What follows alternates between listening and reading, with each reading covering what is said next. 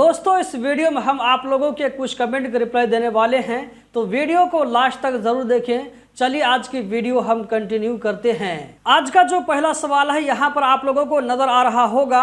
इस भाई का कहना है कि इस भाई ने कतर से ऑनलाइन पैसा मोबाइल के जरिए जो है CBQ ऐप को यूज करते हुए पैसा ट्रांसफर किया था, और ये पैसा मिस्टेक से क्या होता है कि किसी दूसरे आदमी के अकाउंट में ट्रांसफर हो जाता है। तो अब इस भाई का कहना है कि ये जो मुझसे काम गलत हो गया है, तो हम दोबारा पैसा कैसे वापस ले सकते हैं, वापस हो सकता है या ये कि नहीं हो सकता है। इस कमेंट में इस भाई का कहना है कि कंप्लेंट भी कर दिया गया है। तो दोस्तों आप लोगों ने कमेंट देख लिया कि यहाँ पर इतनी बड़ी गलती भी हो सकती है कि एक आदमी किस तरह जाने अनजाने में दूसरे आदमी के अकाउंट पर पैसा ट्रांसफर कर दिया। इस तरह की परेशानी आपके साथ भी हो सकती है। तो इससे आप लोगों को नसीहत यहाँ पर यह लेना है कि पैसा किसी को भेजते हैं बराबर चेक कर लिया करें कि आप पैसा किसको भेज रहे हैं। अगर आपने कतर के अंदर में किसी को पैसा ट्रांसफर किया होगा तो उसका जो है मिलने का चांस है, लेकिन अगर आपने इस पैसा को इंडिया में ट्रांसफर किया होगा तो हो सकता है कि ये पैसा आपको न मिले। बहरहाल आपने जिस बैंक के ऐप को यूज किया था उसके साथ में बराबर कांटेक्ट में रहिए, देखिए कि क्या हेल्प मिलता है। जहां तक मेरी राय है तो इस बारे में हो सकता है कि आपको पैसा मिलने का चांस कम ही होगा। आप लोग इसके बारे में क्या कहते हैं? आपके साथ भी कभी इस तरह घटना हुआ हो तो कमेंट बॉक्स में जरूर बताएं।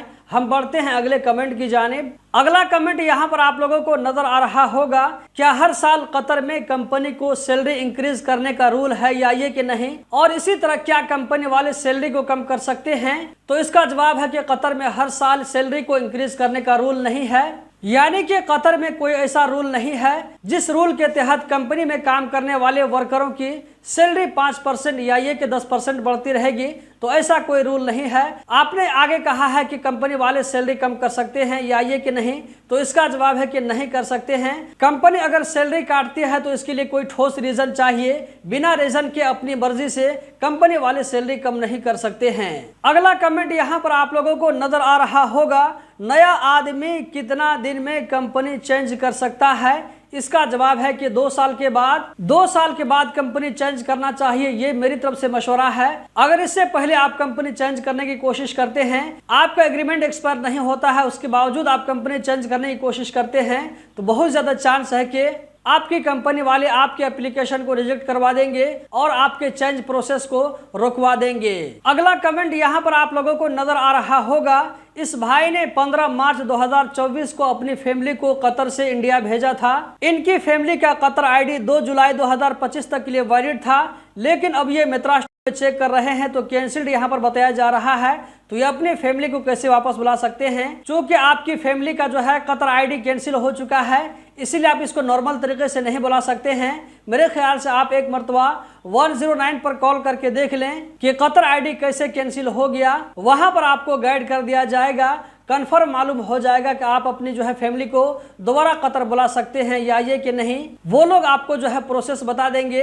अगर मुमकिन नहीं होगा तो वहां से आपको बता दिया जाएगा कि आप न्यू वीजा लेकर के फिर से अप्लाई करें। अगला कमेंट यहाँ पर आप लोगों को नजर आ रहा होगा, इस भाई का कहना है कि ये भाई कतर में जिस लोकेशन पर काम करते हैं तो वहां तक जाने और आने में 4 घंटा एक्स्ट्रा लग जाता है।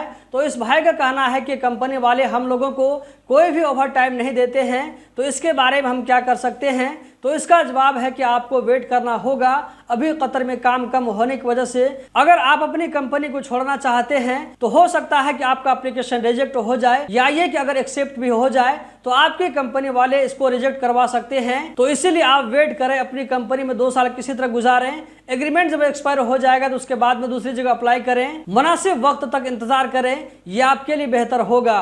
अगला कमेंट यहाँ पर आप लोगों को नजर आ रहा होगा, ये भाई इंडिया से हैं और हाउस ड्राइविंग में कतर में काम करते हैं। तो इनका पूछना है कि इनके पास में पासपोर्ट है, तो क्या ये बिना जो है बताए कफिल को घर जा सकते हैं या ये कि नहीं? तो इसका जवाब है कि अगर आपका एग्जिट परमिट ओपन होगा तो आप जा सकते हैं। अब एग्जिट परमिट आपका ओपन है या ये कि नहीं, इसको चेक करने के लिए आप किसी टाइपिंग सेंटर में जाकर के चेक करवा सकते हैं। लेकिन यहाँ पर मैं सजेस्ट करूंगा कि आप कफिल को बिना बताए घर मत जाएं, इससे आपके लिए प्रॉब्लम खड़ा हो सकता है। अगला सवाल यहाँ पर आप लोगों को नजर आ रहा होगा, कतर में लेबर की सैलरी कब बढ़ेगी बताइए। तो दोस्तों इसके बारे में जो है कोई भी इंफॉर्मेशन नहीं है।